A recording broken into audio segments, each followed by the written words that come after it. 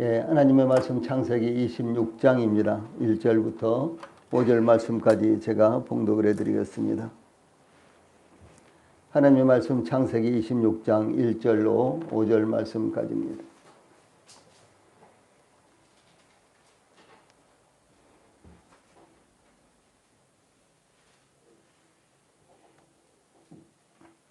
창세기 26장 1절부터입니다.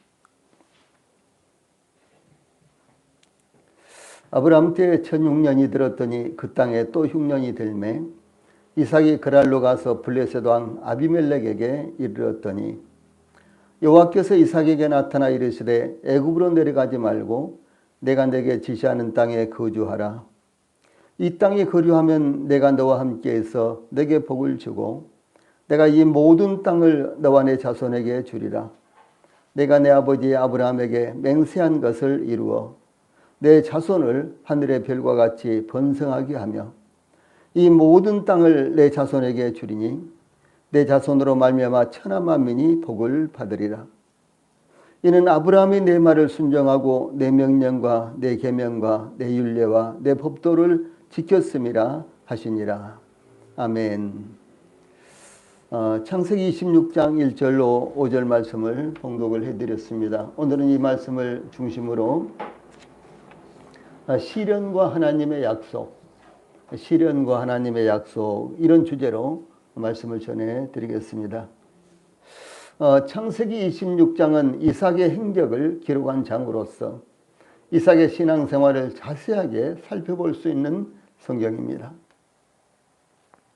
이삭은 족장으로서 신앙인으로서 위대한 사람이었으나 아브라함처럼 현저하게 드러나지 않으며 적극적이지 못하며 도전적이지 못한 이와 같은 성품을 가졌습니다. 이삭은 아브라함을 통해 계시하신 믿음 안에서 진실한 삶을 살았는데 모리아산의 경험을 통해 그의 마음에 살아있는 믿음을 소유하고 있었으며 또 인내하고 기도하며 순종하는 삶을 살았던 믿음의 영웅이요 위대한 족장이었으며 믿음의 안목까지도 갖고 있는 이와 같은 사람이었습니다.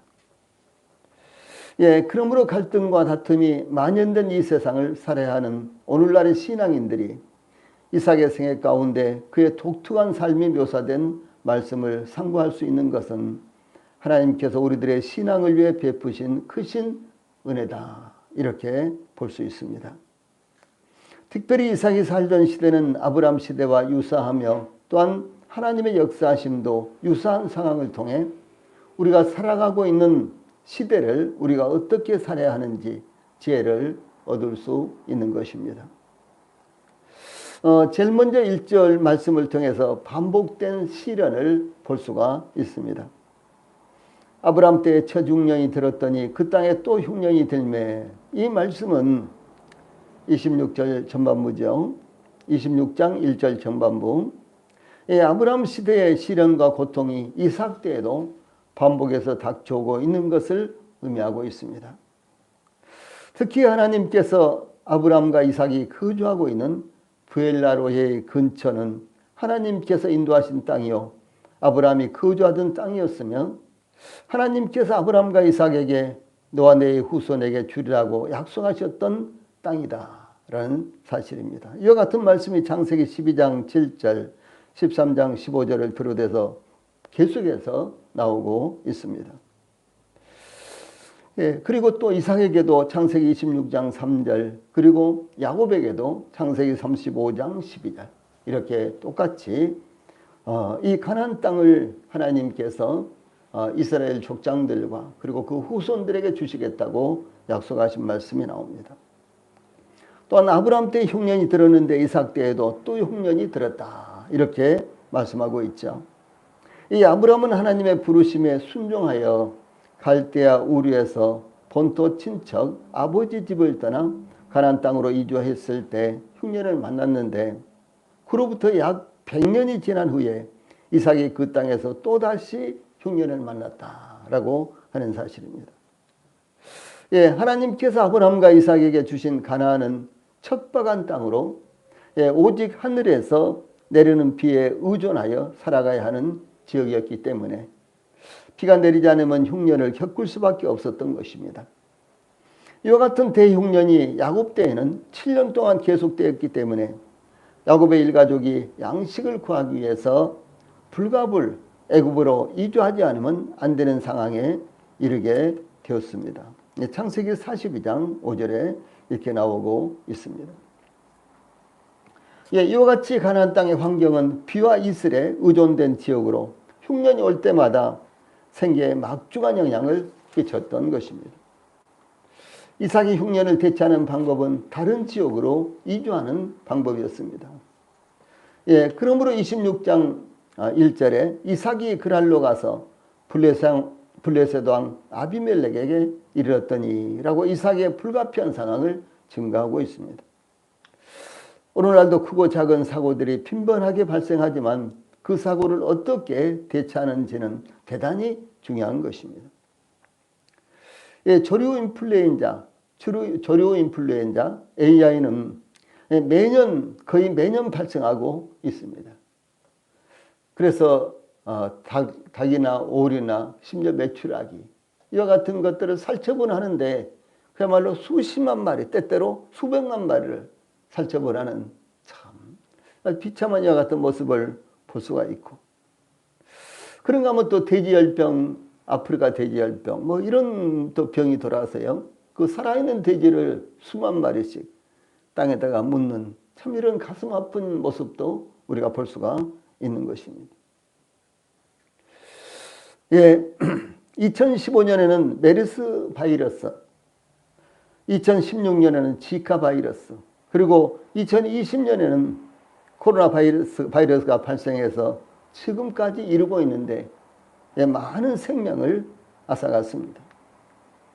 마치 연례의 행사처럼 해년마다 발생하는 미국 호주의 산불은 수많은 재산 피해를 입히고 있고, 우리나라에서도 매년 많은 산불들이 발생하여 수많은 재산 피해를 내고 있는데, 금년 들어서 3월에 이 동해안에서 발생한 산불은 강풍을 타고 무려 10일 이상 계속해서 많은 지역을 불태웠는데 서울 면적의 40%나 되는 산림을 태웠습니다. 매일 70여 대의 헬기를 동원해서 이제 불을 껐으나 쉽사리 불길을 잡지 못했습니다. 이와 같은 일들은 해가 가면 갈수록 더욱더욱 심각하게 될 것입니다.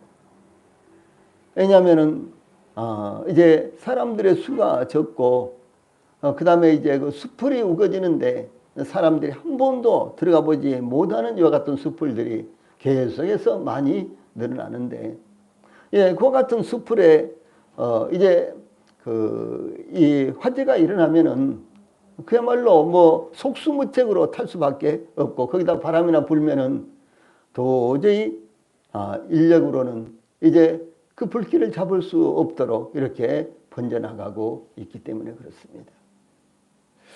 저 호주라든가 혹은 미국이라든가 이런 데는 이 산불이 나면요 그냥 한 달 동안 타는 거예요. 계속해서 얼마나 많은 장비들이 동원돼서 그 산불을 잡으려고 이제 애를 쓰겠습니까? 그런데도 불구하고 한 달 동안 계속해서 막 불이 타는 것입니다. 그래서 우리나라도 이제 숲이 가까운 지역에 여러 가지 시설들도 있고 가옥들도 있고 그러지 않습니까? 그런데 이 호주라든가 미국 같은 데는 아예 숲속에 있는 집들이 엄청나게 많습니다.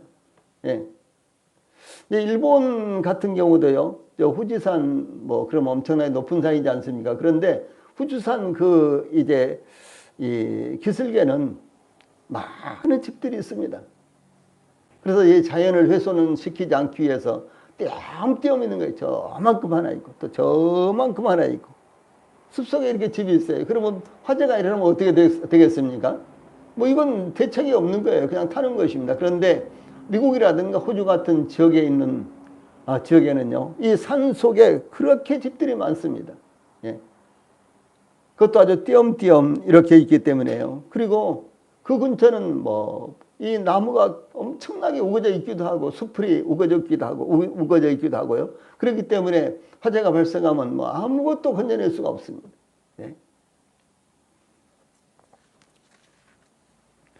이삭은 흉년을 피해 그랄로 내려갔는데 가나안 서남쪽에 위치한 이 풍요한 곡창지대로 약 70년 전에 아브라함이 머물기도 했던 지역으로 흔히 블레셋이라고도 부르는 그랄이라는 지역이었습니다. 이삭이 그랄로 가서 블레셋 왕 아비멜렉에게 이르렀는데, 아비멜렉은 아버지는 왕 그런 뜻이에요. 아비멜렉, 아버지는 왕 그런 뜻입니다.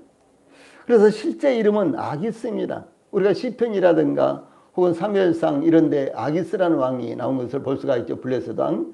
그런데 실제로 왕은 이 아기스라는 왕이었는데 여기는 아비멜렉으로 이렇게 나와 있습니다. 물론 이삭이 만났던 아비멜렉은 아브라함 당시에 아비멜렉과는 약 70년이라는 기간의 차이가 있는데 아마도 동명이인일 것입니다. 그래서 이 그랄의 왕은 이제 아비멜렉이라고 부르고, 또 그 아들이 왕이 되면 또 아비멜렉이라고 부르고, 또 그 다음에 손자가 왕이 되면 또 아비멜렉이라고 부르고, 이제 이렇게요, 이 왕의 호칭이 아닌가 이렇게 볼 수가 있는 것입니다. 그래서 아비멜렉이라는 이름을요, 대를 이어 왕이 될 자에게 사용했던 아마 그런 이제 모습이고요. 그리고 마치 그 애굽의 왕이 바로지 않습니까?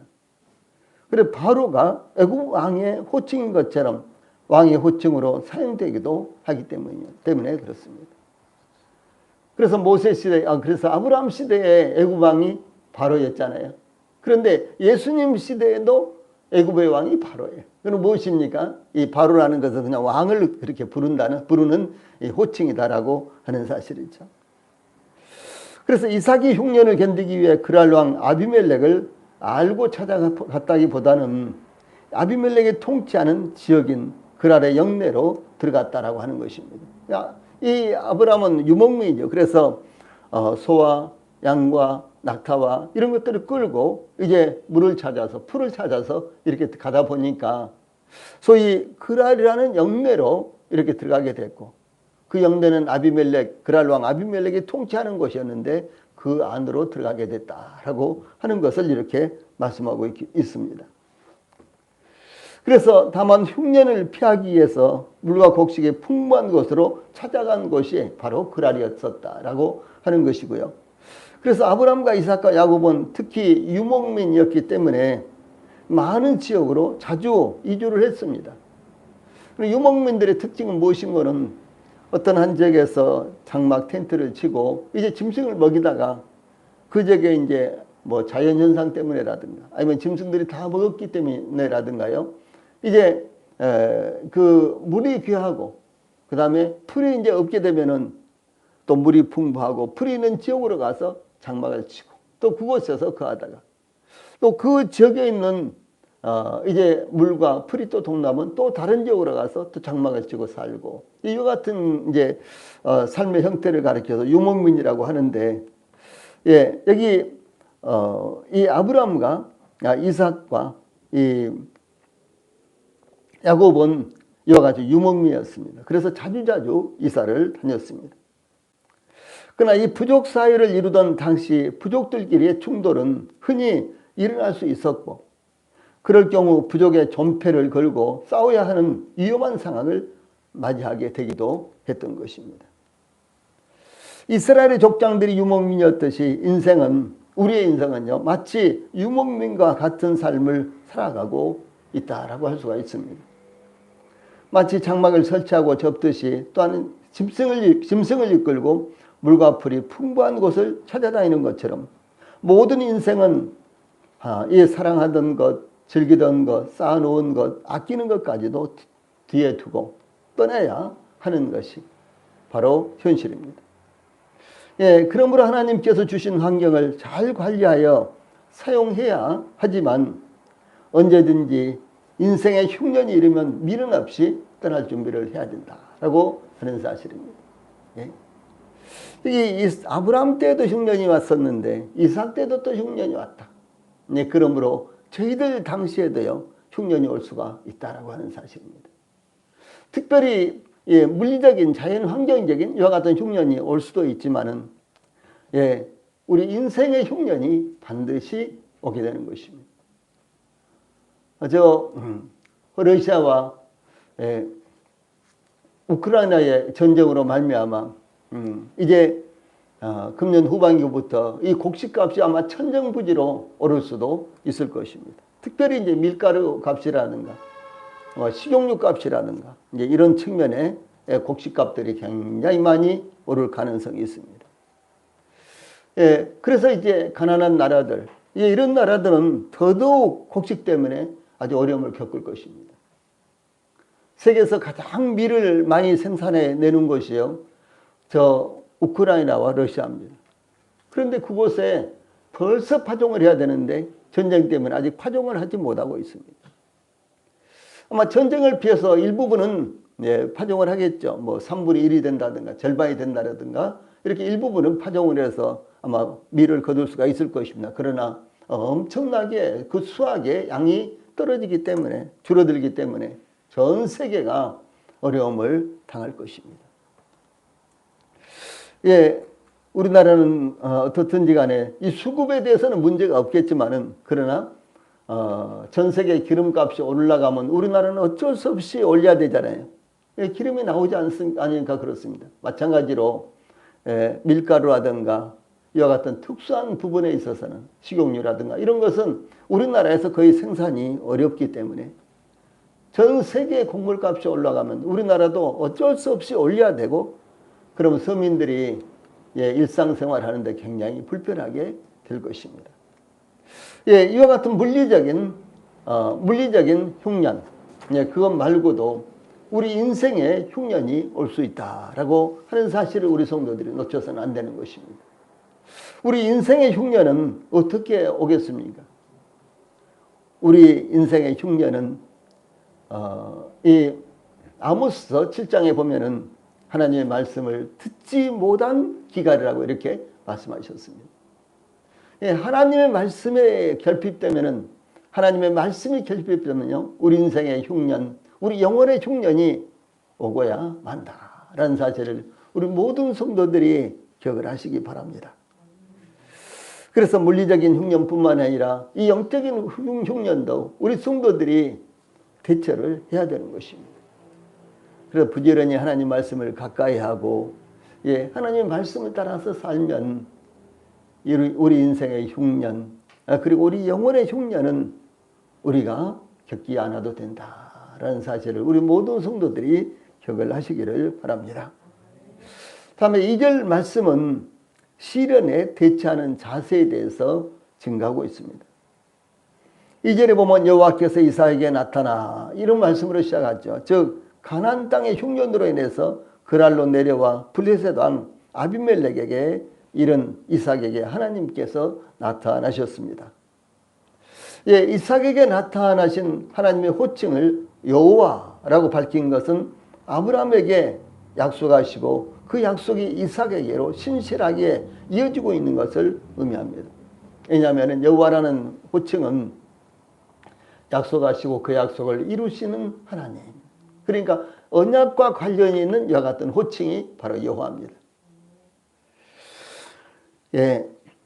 비록 가나안 땅에 흉년이 들어 이삭이 풍부한 물과 식량을 찾아 그랄로 내려왔지만 하나님은 그 약속을 변함없이, 그러니까 아브라함과 하신 약속을 하나님께서는 변함없이 기억하시고 지키시고 계신 것을 나타내신 것입니다.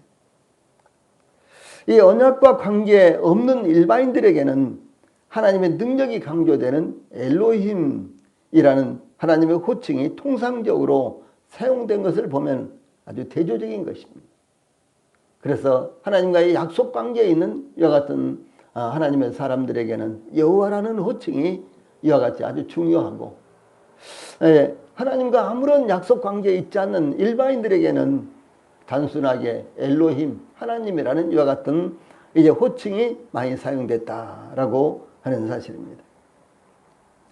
성경은 믿음의 사람들이 먼저 하나님을 찾아간 것이 아니라 하나님께서 먼저 믿음의 사람들에게 나타나셨다라고 하는 것을 증거하고 있습니다. 하나님께서 나타나셨다, 이건 정말로 중요한 것입니다. 우리 인생에 있어서도 하나님께서 나타나신 것이 얼마나 중요한 것입니까? 그러므로 족장들의 이 사회에서도 생애에 있어서 대단히 중요한 것입니다. 하나님께서 우상 숭배의 도시 갈대아 우리에서 살고 있던 아브라함에게 어느 날 나타나서 말씀을 하셨습니다. 예, 창세기 12장 7절입니다. 에서를 피해 하란의 외삼촌 댁으로 도망가는 야곱이 해가 지고 어두워져서 돌을 끓여다가 베개에 삶고 이제 잠이 들었을 때 하나님께서 나타나 말씀을 하셨습니다. 예수님께서 갈릴리 호수에서 밤새도록 고기잡이로 지쳐 있었던 베드로와 안드레와 야고보와 요한에게 찾아오셨습니다. 기독교와 제자들을 박해하느라 혈안이 되어서 대제사장으로부터 특권을 받아서 다메섹에 있는 제자들을 잡아오기에 다메섹으로 가고 있었던 노상에서 예수님께서 햇빛보다 더 밝은 빛으로 사울이라는 사람에게 나타났습니다. 이와 같이 하나님께서 나타나시고 찾아오셔서 믿음의 사람들을 부르시고 복 주셨습니다. 믿음의 사람들은 자기에게 찾아오신 하나님의 은혜로 말미암아 자신들의 생애를 하나님께 드린 이와 같은 모습이 성경에 나타나고 있습니다. 저희들도 동일합니다. 저희들이 하나님을 찾은 것이 아니요 하나님이 저희들을 찾아오셨어요. 저희들이 하나님을 찾아간 것이 아니라 하나님이 저희들을 찾아오셔서 저희들을 구원하시고 하나님의 사람으로 삼아주셨습니다.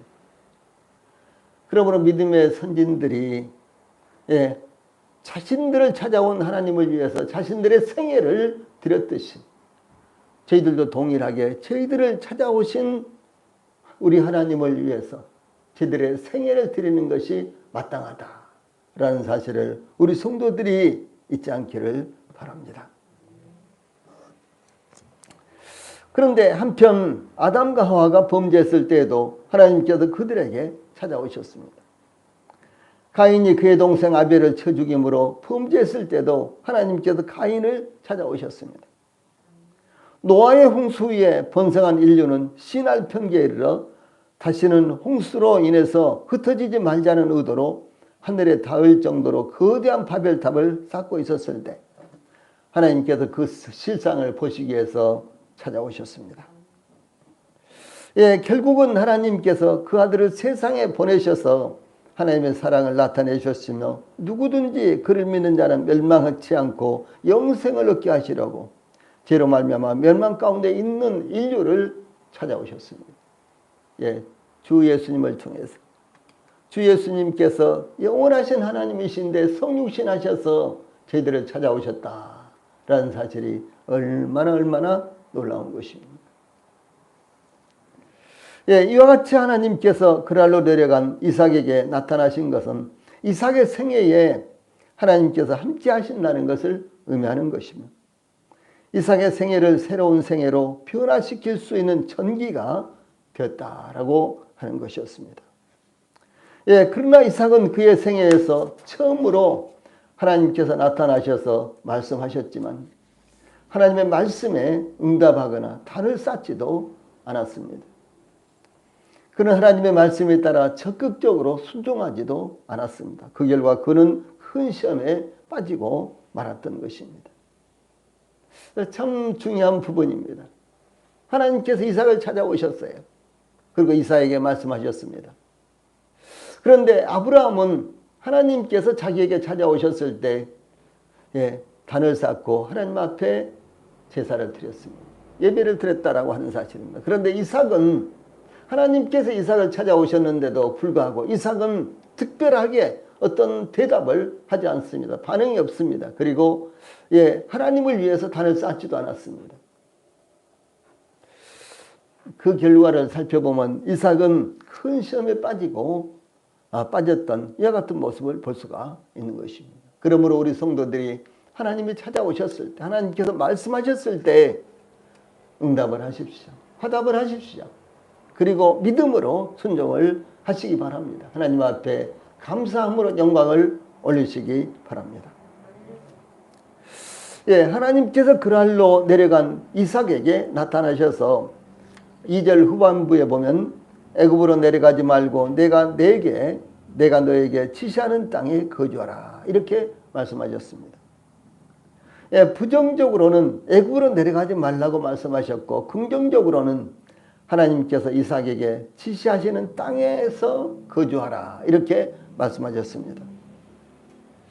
하나님께서 이삭에게 애굽으로 내려가지 말라고 말씀하신 것은 아브라함에게 창세기 15장 7절에서 나는 이 땅을 내게 주어 소유를 삼게 하려고 너를 갈대아인의 우르에서 이끌어낸 여호와니라 이렇게 말씀하셨는데, 한편 창세기 15장 13절에 너는 반드시 알라 내 자손이 이방에서 계기되어 그들을 섬기겠고 라고 말씀하셨는데, 하나님의 말씀은 이후에 요셉을 통해서 성취가 되었습니다. 그러나 이삭에게 애굽으로 내려가지 말라고 지시하신 것은 아직 때가 이르지 않았기 때문이었는데, 애굽의 우상 숭배에서 이삭을 부활시키기 위한 것이었습니다. 하나님께서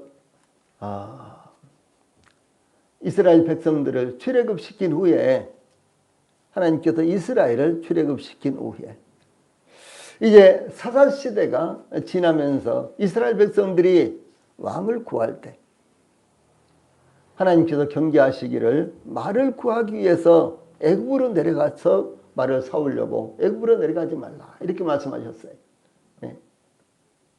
하나님께서는 애굽으로 내려가지 말 것을 특별히 하나님의 백성들에게 경계하셨습니다. 그 이유가 무엇일까요? 그것은 애굽의 우상 숭배에 젖을까, 우상 숭배에 빠질까, 그것을 하나님께서 염려하셨기 때문이다라고 하는 사실입니다. 저희들도 마찬가지입니다. 저희들이 계속해서 세상에서 구별되지 못하고 세상과 어울려서 살게 되면 틀림없이 저희들도 모르는 사이에요 세상화 되는 것입니다. 저희들이 우리 성도들과 서로 친밀하게 교제하고 그러기보다는 세상 사람들과 오히려 잘 어울려서 지내고 그런다면요, 우리 자신들도 모르게 세상 사람화 되어버리는 것입니다. 나는 그렇지 않다고 해도요, 그렇지 않다고 해도 나도 모르는 사이에 나도 변화가 되는 거예요. 세속화 돼가는 것입니다. 그래서 한 달, 두 달, 3개월, 6개월이 지나면 벌써 멀찌감치 영적으로 멀찌감치 떨어져 있는 우리 자신들을 보게 될 수가 있습니다. 참 중요한 것입니다.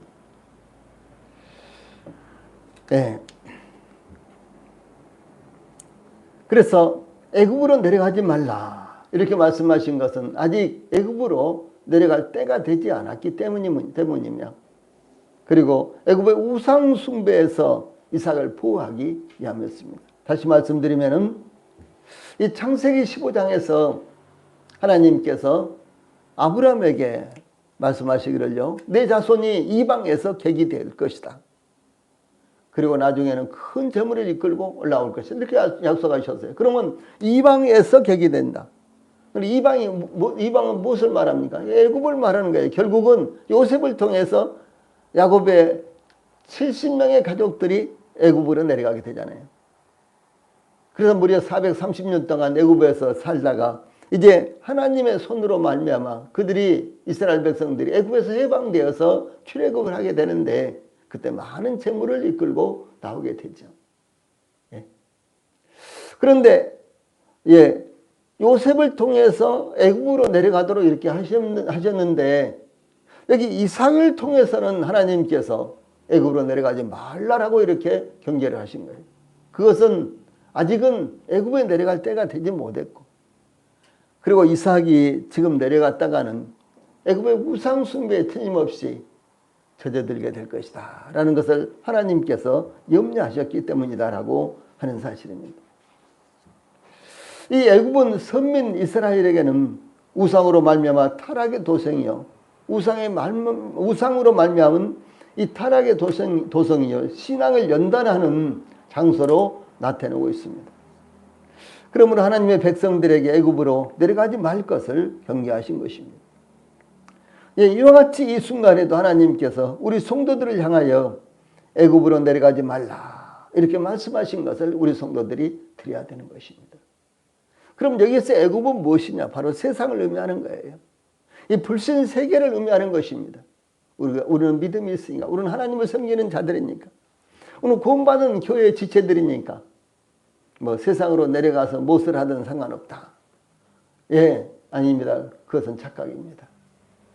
예, 우리 그리스도인들도 아주 쉽게 예, 세상화 될 수 있으며 세상의 물에, 세상의 흐름에 순간적으로 젖어들 수 있다라고 하는 사실을 우리 성도들이 예, 항상 경계를 해야 된다라고 하는 것입니다. 그러므로 이삭에게 애굽으로 내려가지 말라고 이렇게 말씀하신 것은 바로 오늘날 저희들에게도 동일하게 예, 애굽으로 내려가지 말라라고 말씀하신 것임을 우리 성도들이 들으시기를 바랍니다. 또한 상대적으로 애굽에 내려가는 대신에 내가 내게 지시하는 땅에 거주하라 이렇게 말씀하셨죠. 예, 하나님께서 이삭에게 직접 지시하신 땅은 아직 없었습니다. 그러니까 아브라함에게는 그렇게 말씀하셨는데 이삭에게는 아직 그렇게는 말씀하지 않으셨습니다. 그런데 그 아브라함을 통해서 믿음의 후예인 이삭에게 하나님께서 말씀을 하신 거예요.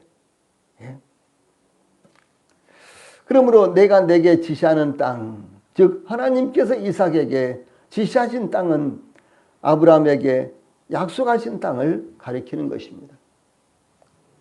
하나님께서 아브라함을 갈대아 우르에서 가나안 땅으로 인도해 내시고 창세기 12장 7절에 보면 내가 이 땅을 내 자손에게 주리라 이렇게 약속하셨습니다. 또한 아브라함이 롯과 헤어진 후에도 창세기 13장 14절 15절에는 너는 눈을 들어 너 있는 곳에서 북쪽과 남쪽 그리고 동쪽과 서쪽을 바라보라. 보이는 땅을 내가 너와 내 자손에게 주리니 영원히 이르리라 이렇게 약속하셨고 이 아브라함과 언약을 체결하는 창세기 15장 7절에서도 나는 이 땅을 내게 주어 소유를 삼게 하려고 너를 갈대아인의 우리에서 이끌어낸 여호와니라 이렇게 말씀하셨고 그 땅에 대해서 더 구체적으로는 창세기 15장 18절에 내가 이 땅을 애굽강에서부터 그 큰 강 유브라데까지 내 자손에게 주노니 예, 그리고 이제 이 가나안 7족속을 언급하면서 예, 그들이 살고 있는 땅을 주겠다라고 하나님께서 이렇게 약속을 하셨습니다. 그리고 또한 이 할례의 언약을 세우실 때에도 창세기 17장 8절에 보면 동일하게 이렇게 말씀하셨습니다. 예, 그러므로 하나님께서 아브라함을 통해서 이삭에게 말씀하신 대로 가나안 땅에서 거주하라 이렇게 지시하신 것인데 이와 같이 약속의 땅을 떠나지 않는 것은 대단히 중요한 것이었습니다. 하나님은 끝까지 약속하신 것을 기억하시고 그 약속을 이루시는 분이기 때문에 중요하다라고 하는 사실입니다. 그러므로 우리 성도님들도 하나님께서 약속하신 약속의 말씀을 떠나지 마십시오. 그것을 붙드십시오. 그걸 기억하십시오. 하나님께서는 약속하시고 반드시 이루시는 분이시기 때문에 그렇습니다. 자, 다음에 이제 3절로 5절에서는 시련을 이겨야 하는 이유가 담겨져 있습니다. 네, 하나님의 백성들에게 시련이 올 때 시련을 이겨야 되는 이유가 무엇이었을까요? 세상 사람들이 시련을 이겨야 하는 이유는 성공의 장애가 되기 때문에 혹은 살아남아야 하니까 이런 것들입니다. 그러나 하나님의 백성들이 시련을 이겨내야 하는 이유는 하나님의 약속하신 말씀 때문이며 믿음을 지켜야 하기 때문이며 하나님을 떠나야 하지 않기 때문이다 라는 사실입니다. 하나님께서 이삭에게 말씀하시기를 3절 전반부에 이 땅에 거류하면 이 땅에 거류하면 즉 이 땅에서 떠나지 않고 살아가면이라고 말씀하셨습니다. 원문에는 이 땅에 거처하라 라고 명령형으로 말씀하신 것으로 나타나고 있습니다. 그런데 이제 이 3절에 앞뒤를 이렇게 살펴보면 만약에 이삭아 내가 이 땅에서 계속해서 거류하면 이렇게 이제 해석을 하는 것이 좋습니다. 그래서 이 3절 전반부에 이 땅에 거류하면 이렇게요. 이렇게 번역을 했습니다. 참 합당한 번역입니다. 만약에 이 땅에 이제 거류하면 이삭아 너는 지금 그랄까지 내려왔고 그리고 더 좋은 목초지를 찾아서 애굽까지 내려갈 것으로 보인다. 아니 너는 지금 더 좋은 목초지를 찾아서 조금씩 내려가다 보면 애굽까지 내려갈 것이다. 그러나 내가 애굽으로 내려가지 말고 이 땅에서 거류하면 내가 이렇게 너에게 복을 주겠다. 이렇게 하나님께서 말씀하세요. 예, 이와 같은 약속, 이와 같은 말씀은 동일하게 저희들에게도 똑같이 임하는 것입니다. 예, 하나님께서 주님 안에 거하는 삶을 계속해서 살 때 틀림없이 저희들에게요 풍성한 열매가 맺히게 하시는 것입니다. 여기 이 땅에 거류하면 그랬는데 이 땅은 아브라함에게 약속하신 가나안 땅을 가리키는 것입니다. 이렇게 말씀하신 것은 혹시 하나님께서 약속하신 땅의 조건과 환경이 좋지 못하고 더 좋게 보이는 땅이 있을지라도 그랄이라든가 혹은 애굽 땅이라든가 이게 더 좋게 보이는 땅이 있을지라도 그 땅을 떠나지 말고 하나님께서 약속하신 가나안 땅을 떠나지 말고 하나님께서 약속하신 땅에서 계속해서 가라고 명령을 하신 것입니다. 이어서 하나님의 명령을 따라 순종할 때 하나님께서 이삭에게 어떻게 축복하실 것인가요? 이에 대한 약속의 말씀이 3절과 4절에 나타나고 있습니다. 즉 약속하신 땅에서 떠나지 않고 그 땅에서 거주하면은 3절 4절 내가 너와 함께 있어 내게 복을 주고 내가 이 모든 땅을 너와 내 자손에게 주리라. 내가 내 아버지 아브라함에게 맹세한 것을 이루어 내 자손을 하늘의 별과 같이 번성하게 하며 이 모든 땅을 내 자손에게 주리니 내 자손으로 말미암아 천하 만민이 복을 받으리라. 이렇게 말씀을 하셨습니다. 이 말씀을 이 복을 하나님께서 이삭에게 약속하신 이 복에 대해서 조금 자세하게 참고를 하겠습니다. 제일 먼저 내가 너와 함께 있어 이렇게 약속하셨죠. 하나님께서 이삭과 함께 있겠다고 약속하셨습니다. 하나님께서는 그 택하신 자들과 함께 있으십니다. 하나님께서 이삭과 함께 있으시겠다는 것은 이삭이 하나님의 사람이라는 것을 의미합니다. 이것은 우리가 상고한 대로 그리스도 안에 있는 것과 그리스도 안에 거하는 것. 우리 성도님들 말씀 다시 한번 보셨어요? 다시 한번 들으셨습니까? 글로 이제 설교문이 글로 올려졌는데 너무 길어서 제가 이제 그리스도 안에 있는 것과 그리스도 안에 거하는 것 이 두 가지로 구분해서 이렇게 올려놨는데 어떻게 우리 성도님들 좀 보셨습니까? 예, 우리 성도님들이 정말로 중요한 말씀입니다. 그러므로 우리 성도님들이 아주 여러 번 읽어보십시오. 그리고 또 이 동영상으로도 곧 이제 올라올 것입니다. 이미 이제 우리 홈페이지에는 동영상으로 올라와 있습니다. 근데 카페도 곧 올라올 테니까, 카페 참 올라왔죠, 이미. 카페 이미 올라왔습니다. 그러니까 우리 성도님들이 여러 번 반복해서 꼭 들으십시오. 그래서 이번 기회야말로 그리스도 안에 있는 것과 그리스도 안에 거하는 것을 분명하게 분별할 수 있도록 우리 성도님들이요, 그런 계기가 되시기를 간절히 바랍니다. 여기에서도 참 중요한 말씀이 나옵니다. 내가 너와 함께 있겠다. 내가 너와 함께 거주하겠다. 그렇게 한 게 또 원문에도 그렇게 돼 있지 않아요? 내가 너와 함께 있다. 이렇게 말씀하셨어요. 있겠다. 그래서 내가 너와 함께 있어 내게 복을 주고 이렇게 이제 말씀하셨는데요. 하나님께서는 그 택하신 자들과 함께 있으십니다. 하나님께서 이삭과 함께 있으시겠다는 것은 이삭이 하나님의 사람이라는 것을 의미합니다.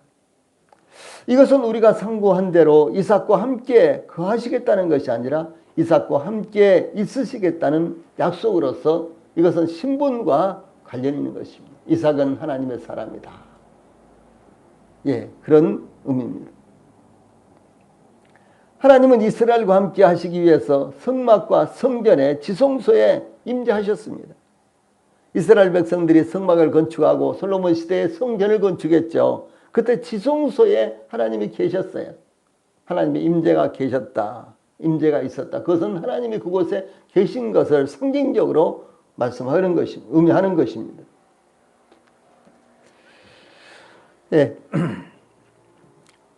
마태복음 1장 23절에 보면 예수 그리스도께서 태어나실 때 임마누엘이라는 이와 같은 이름을 가지셨죠. 임마누엘은 무엇입니까? 하나님이 우리와 함께 계시다. 이런 말씀이죠. 그래서 이 약속은 궁극적으로 완전히 실현된 것을 볼 수가 있습니다. 그래서 요한복음 1장 14절에 말씀이 육신이 되어 우리 가운데 거하시매 우리가 그 영광을 보니 아버지의 독생자의 영광이요 은혜와 진리가 충만하더라라고 이렇게 기록하고 있죠. 두 번째, 내게 복을 주고, 이 3절에 이런 말씀이 나오죠. 하나님께서 이삭에게 복을 주시겠다는 약속입니다. 이삭에게 이와 같이 복을 주시겠다고 약속하신 것은 아브라함과 맺은 약속의 재확인이며 계승인 것입니다. 창세기 22장 16절로 18절에 하나님께서 아브라함과 약속하셨고 이렇게 말씀하셨습니다. 또한 이 약속은 야곱에게도 주어졌습니다. 창세기 28장 15절에 내가 너에게 복을 주겠다 이렇게 말씀하셨어요. 이와 같은 약속은 아브라함과 이삭과 야곱을 통해서도 성취되었지만 궁극적인 성취는 예수 그리스도 안에서 성취가 된 것입니다. 저희들은 예수 그리스도 안에서 복을 받은 자들이에요. 참 놀라운 것입니다. 그래서 예수 그리스도 안에서 복을 받았다. 이것은 근본적이고 우리의 신분과 관련된 복입니다. 다시 말해서 우리가 구원받은 것과 관련된 복을 의미하는 것입니다. 그런가 하면 또 저희들이 살면서도 계속해서 하나님의 복이 필요하죠. 그래서 신분과 관련된 복, 그 다음에 우리의 상황과 관련된 복, 이렇게 구분할 수가 있는 것이죠.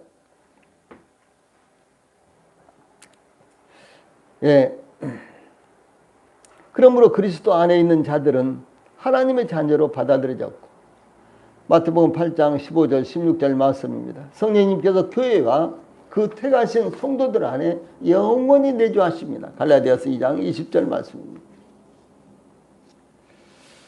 다음에 3절에서 내가 이 모든 땅을 너와 내 자손에게 주리라 이렇게 약속하시고 또 4절에도 보면은 또다시 이 모든 땅을 내 자손에게 주리니 라고 이렇게 약속하십니다. 그러니까 3절에서도 4절에서도 이 땅에 대해서 약속을 하십니다. 하나님께서 아브라함에게 가나안 땅에 대해서 내가 이 땅을 내 자손에게 주리라 창세기 12장 7절에 이렇게 말씀하셨습니다. 그 후에 창세기 13장 15절에서는 보이는 땅을 내가 너와 내 자손에게 주리니 영원히 이르리라 이렇게 약속하셨고 이와 같이 아브라함에게 약속하신 것을 이삭에게 또 다시 약속을 하신 것입니다.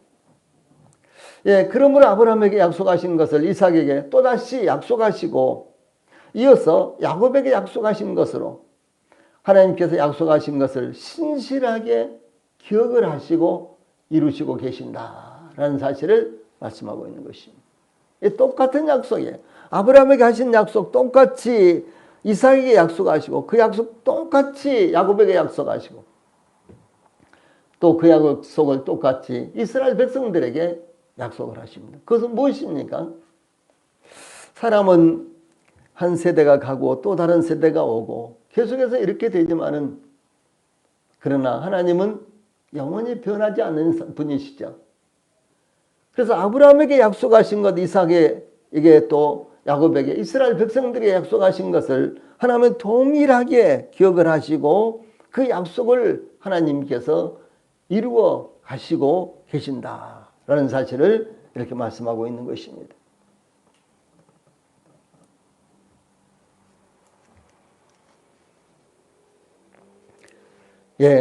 그러므로 아브라함에게 약속하신 것을 이삭에게 또다시 약속하시고 이어서 야곱에게 약속하신 것으로 하나님께서 약속을 신실하게 기억하시고 성취하고 계신다라는 사실을 증거하는 것입니다.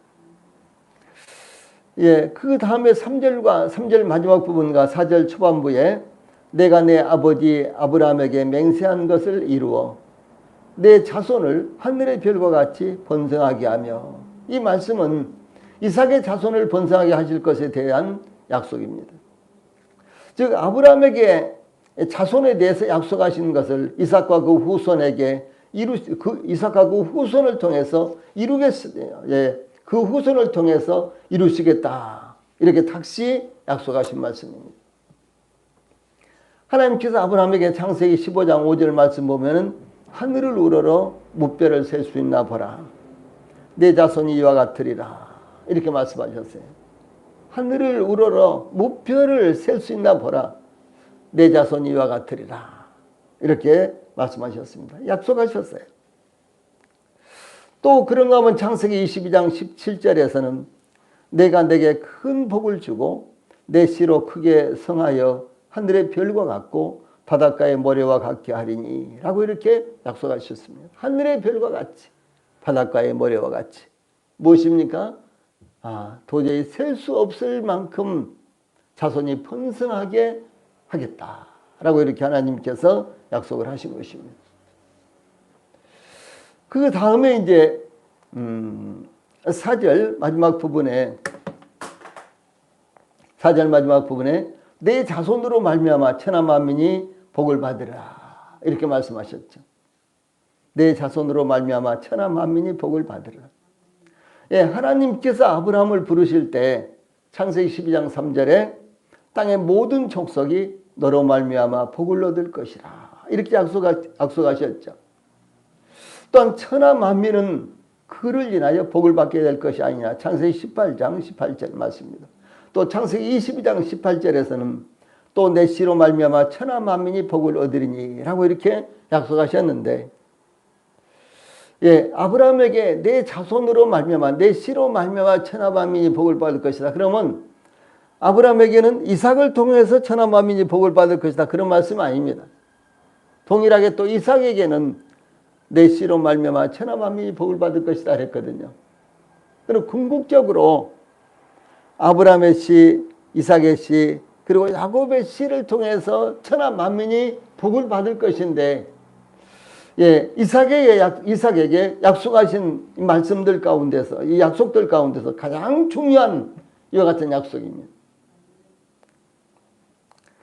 그래서 아브라함과 이삭에게 그들의 후손으로 인해서 천하 만민이 복을 받으라는 약속은 메시아의 탄생을 예고한 예언인 것입니다. 메시아의 탄생을 약속하시고 예고한 것입니다. 즉 천하 만민이 아브라함과 이삭의 씨인 메시아를 통해서 받게 될 축복을 약속하신 것입니다. 이와 같이 아브라함과 이삭에게 말씀하신 하나님의 축복의 가장 중요한 것은 땅의 모든 민족들의 가장 중요한 복, 그것은 바로 메시아에 대한 축복인 것입니다.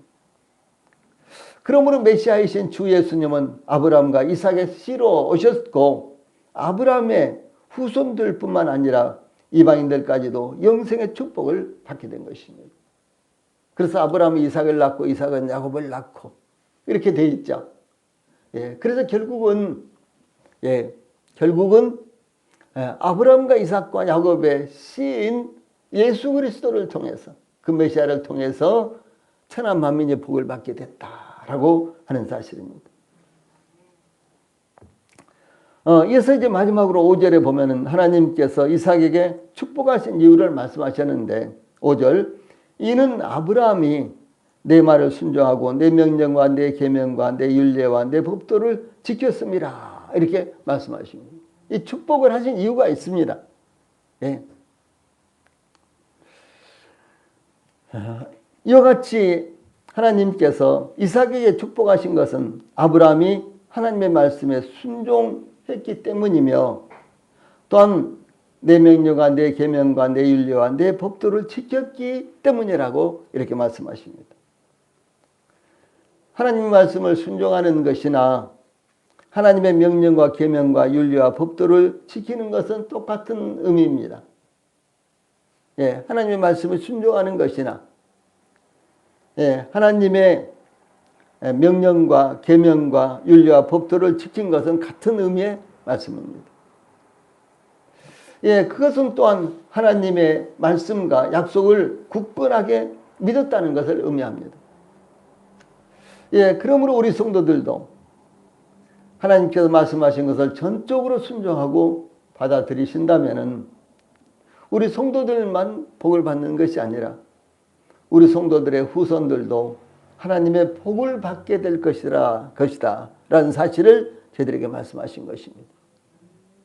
그러므로 우리 성도들이 하나님의 말씀에 순종함으로 복을 받고 또 우리 성도들이 하나님에게 순종함으로 말미암아 우리 성도들뿐만 아니라 우리 성도들의 자녀들도 동일하게 복을 받게 된다 라는 사실을 우리 성도들이 잊지 않기를 바랍니다. 네, 기도하시고 마치겠습니다.